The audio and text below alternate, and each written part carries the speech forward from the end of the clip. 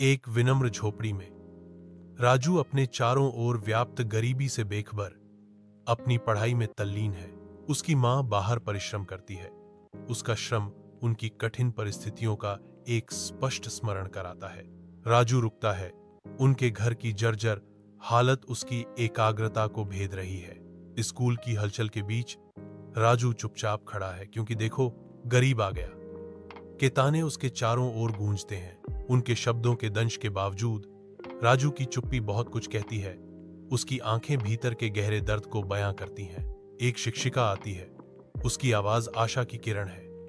राजू, तुम में बहुत प्रतिभा है, कभी हार मत मानो। राजू अपनी मां के साथ गांव में घूमता है। मां, मैं बड़ा आदमी बनकर आपको कभी काम नहीं करने दूंगा, राजू वादा करता है।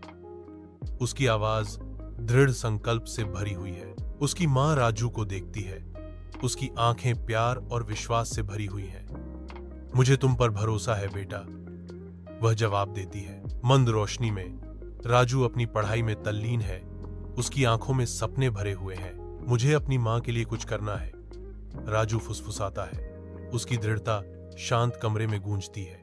राजू शान से खड़ा है, सफलता की एक मिसाल, क्योंकि वह अपनी मां को एक भव्य घर भेंट करता है। नया घर देखकर उसकी मां के चेहरे पर खुशी के आंसू बह रहे हैं। राजू उसे दिलासा देता है।